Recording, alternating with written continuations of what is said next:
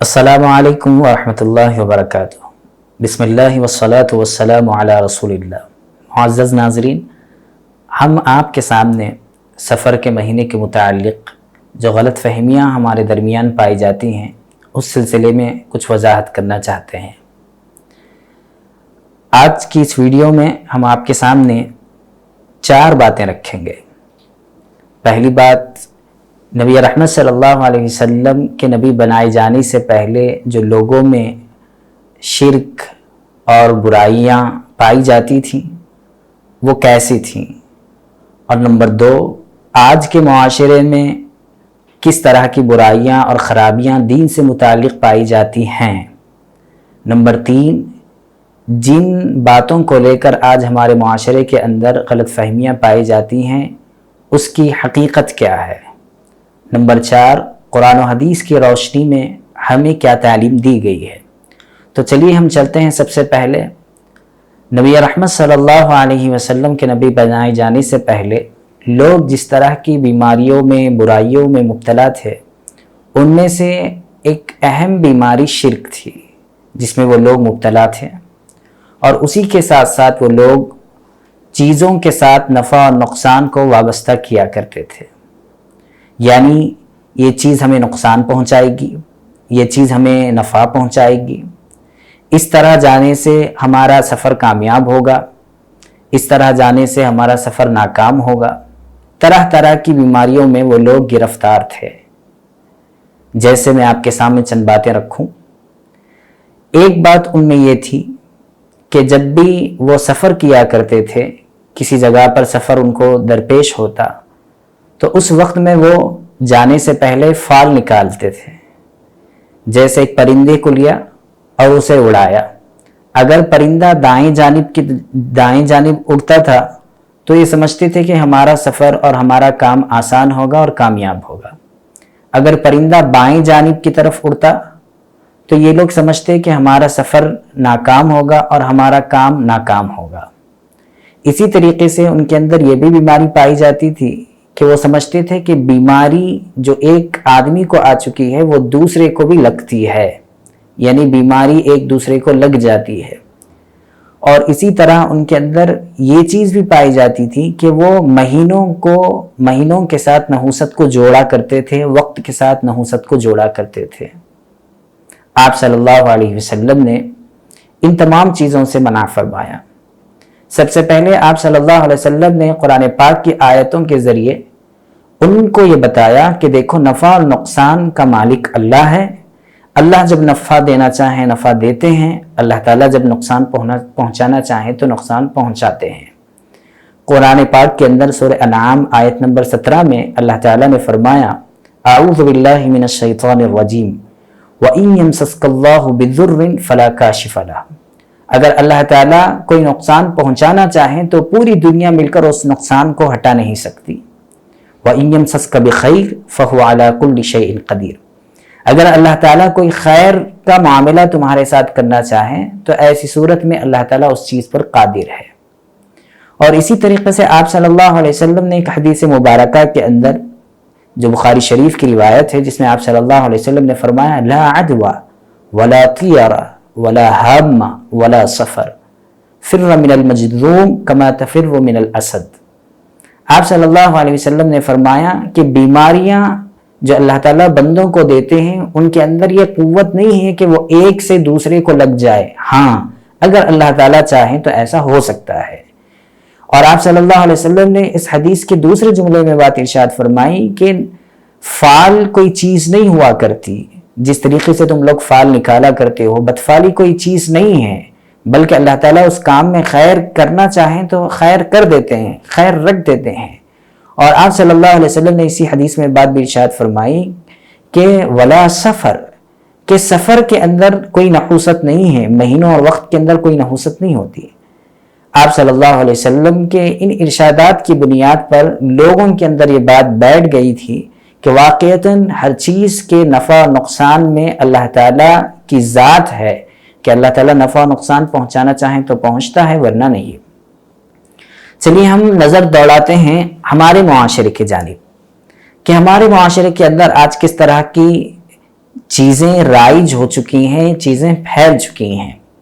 ہم دیکھتے ہیں کہ سب سے پہلے ہمارے پاس نحوست کا بہت زیادہ تصور پایا جاتا ہے، لوگوں کے اندر یہ بات ہوتی ہے۔ جیسے محرم الحرام کا مہینہ شروع ہو جاتا ہے، اس وقت سے لے کر سفر کے مہینے کے ختم تک لوگ کسی طرح کا اچھا کام، کسی طرح کی شادی اس میں کرنا نہیں چاہتے۔ اسی وجہ سے شہر حیدرآباد کے اندر محرم کے مہینے سے لے کر سفر کے اختتام تک کسی بھی جگہ پر لوگ شادی نہیں کرتے، فنکشن ہالز اس وقت میں بند ہوتے ہیں۔ ہاں، بعض لوگ جو دین کی سمجھ رکھتے ہیں انہیں معلوم ہے کہ دینوں کے اندر کوئی خیر اور شر نہیں ہوتا، اللہ تعالیٰ کی طرف سے ہوتا ہے، تو لوگ کر لیتے ہیں۔ آپ دیکھیں بہت سے لوگوں کے اندر یہ بات بھی پائی جاتی ہے، وہ یہ کہتے ہیں کہ سفر کی شادی صفر ہو جاتی ہے، حالانکہ یہ بات بھی غلط ہے۔ اور بہت سے لوگوں نے اپنے ذہنوں میں یہ بات بھی بٹھائی ہوئی ہے کہ آسمان سے 10,80,000 بلائیں نازل ہوتی ہیں اور ان میں سے 9,20,000 بلائیں صرف سفر کے مہینے میں نازل ہوتی ہیں، حالانکہ اس کی کوئی اصل نہیں ہے۔ اور یہی چیز کچھ زیادہ تیزی کے ساتھ بڑھتے ہوئے ہمارے معاشرے کے اندر جڑ پکڑ گئی ہے۔ ان میں سے ایک چیز یہ ہے کہ سفر کے شروع کے 13 دن بہت زیادہ نحوست کے ہوتے ہیں، اور اسی لیے لوگوں نے ایک رسم بنا لی، ایک رواج بنا لیا کہ 13 تاریخ سفر کی 13 تاریخ کی رات میں لوگ اپنے تکیوں کے نیچے کچھ چیزیں رکھ کر صبح میں جو لوگ آتے ہیں 13 تیزی کے نام پر لوگ مانگنے کے لیے آتے ہیں، تو وہ تمام چیزیں وہ دے دیتے ہیں اور یہ سمجھتے ہیں کہ پوری نحوستیں اور پوری بلائیں اب چلی گئی۔ سفر کے مہینے کے متعلق ہی ایک دوسری رسم اور دوسرا رواج ہمارے اندر پایا جاتا ہے، وہ ہے آخری چہارشنبہ۔ آخری چہارشنبے کو لوگوں نے یہ سوچا کہ آپ صلی اللہ علیہ وسلم جو بیمار ہوئے تھے، اس دن آپ صلی اللہ علیہ وسلم سفر کے آخری چہارشنبے کو اچھے ہوئے اور آپ نے غسل فرمایا صحت کا اور کسی جگہ تفریح کے لیے چلے گئے۔ گویا دونوں چیزوں کو لوگوں نے کسی خاص چیز کے ساتھ جوڑ کر ان چیزوں کو کرنا شروع کیا۔ تو اب ہم دیکھتے ہیں ان چیزوں کے اندر کہ اس کی حقیقت کیا ہے۔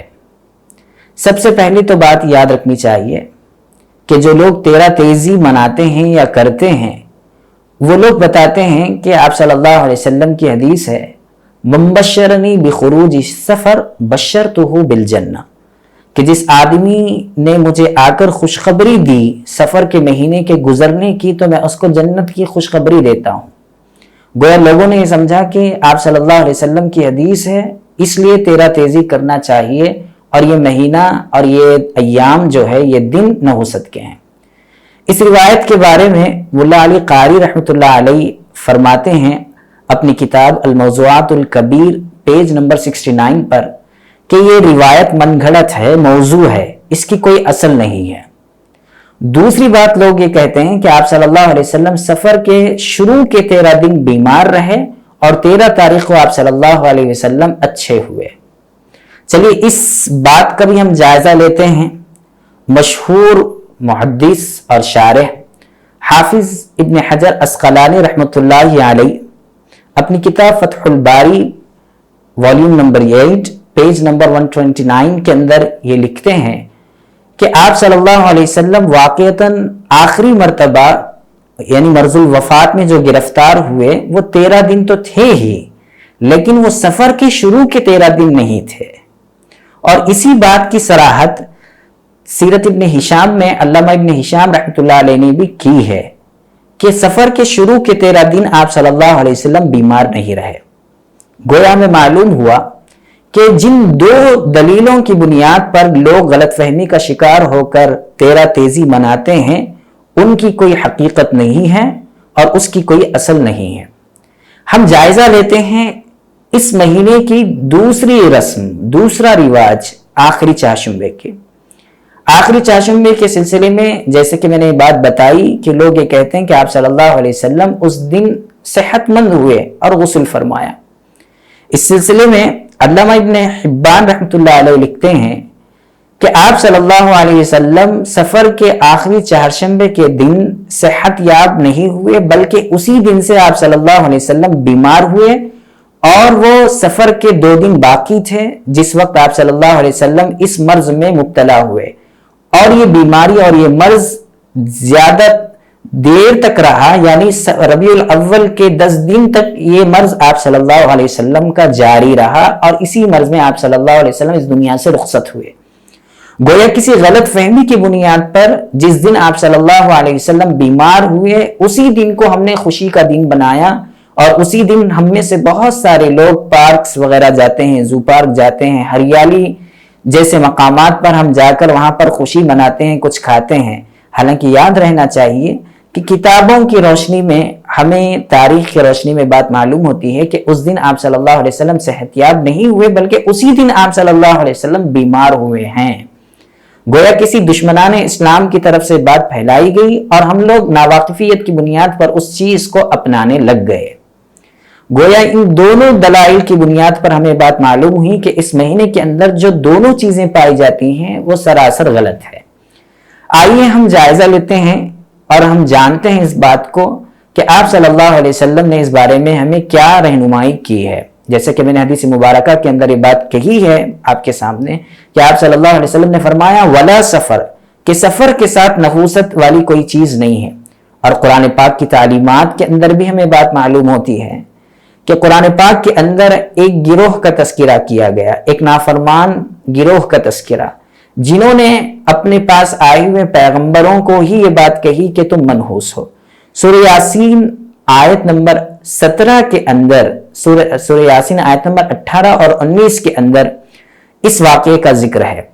ان لوگوں نے کہا قالوا انا تطیرنا بکم لئن لم تنتهوا لنرجمنکم وليمسنکم منا عذاب علیم۔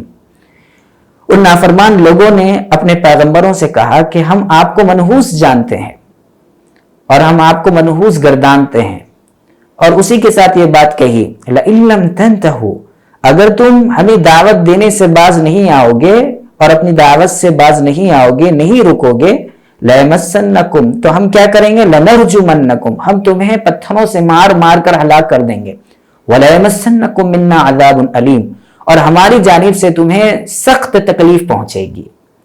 اس کے جواب میں قرآن پاک نے بڑی اچھی بات کہی۔ ان پیغمبروں نے ان کا جواب دیا اور کہا قَالُوا طَائِرُكُمْ مَعَكُمْ، کہ نحوست تو تمہارے ساتھ ہی ہے۔ اور اس کے بعد قرآن پاک نے کہا کہ نحوست تمہارے ساتھ ہے، اور اِن ذُکِّرْتُمْ، کیا تم ہمیں منحوس اس لیے کہتے ہو کہ ہم تمہارے پاس ایک اچھی بات لے کر آئے ہیں؟ آگے کہا گیا بل انتم قوم مسرفون، تم تو حد سے تجاوز کرنے والی، حد سے بڑھنے والی قوم ہو۔ گویا قرآن پاک کی آیت سے ہمیں معلوم ہوا کہ نحوست کسی دن کے ساتھ خاص نہیں ہوتی، کسی شخص کے ساتھ خاص نہیں ہوتی، بلکہ نحوست خود اپنے اعمال کی بنیاد پر ہوتی ہے۔ اس لیے اللہ تعالیٰ نے قرآن پاک میں دوسری جگہ ارشاد فرمایا بما کسبت ایدی الناس لیذیقہم بعض الذی عملوا لعلہم یرجعون، کہ ہم لوگوں پر خامخواہ ظلم نہیں کرتے، ان کے اعمال کی وجہ سے ہم ان کو سزا دیتے ہیں۔ اس سے معلوم ہوا ان قرآن پاک کی 2 آیتوں سے کہ نحوست آدمی کی خود اپنی ذات میں نہیں ہوتا، بلکہ اس کے اعمال کی وجہ سے ہوتا ہے۔ ایک ہی وقت میں کوئی آدمی اچھا کام کر رہا ہوتا ہے تو وہ وقت اس کے لیے بہت اچھا اور مبارک ہوتا ہے، اور ایک ہی وقت میں، اسی وقت میں اگر کوئی دوسرا آدمی برا کام کر رہا ہے، اللہ تعالیٰ کی نافرمانی میں لگا ہوا ہے، تو وہ وقت اس کے لیے برا ہے اور منحوس ہے۔ گویا قرآن پاک اور احادیث مبارکہ کی روشنی میں ہمیں جو سبق ملتا ہے وہ یہ ہے کہ ہم کسی شخص کے ساتھ، کسی وقت کے ساتھ، کسی لمحے کے ساتھ نحوست کو نہ جوڑیں، بلکہ ہمیں ہر لمحہ، ہر گھڑی، ہر وقت اللہ تعالیٰ کی فرما برداری کرنی ہے، اور اللہ تعالیٰ کا حکم ہے کہ پوری چیزوں کو اچھے جانو اور ان چیزوں کو برا نہ جانو، اور ان چیزوں میں اچھے اعمال کرتے رہو۔ نحوست تمہارے خود اپنے عمل کی وجہ سے ہوتی ہے، اس لیے ہمیں اپنے غلط اعمال سے باز آنا چاہیے، اور اس مہینے کے اندر جو 2 طرح کی خرابیاں ہمارے اندر پائی جاتی ہیں اس سے ہمیں باز رہنا چاہیے۔ اللہ تعالیٰ سے دعا ہے کہ اللہ تعالیٰ کہنے اور سننے سے زیادہ ہمیں عمل کی توفیق نصیب فرمائیں۔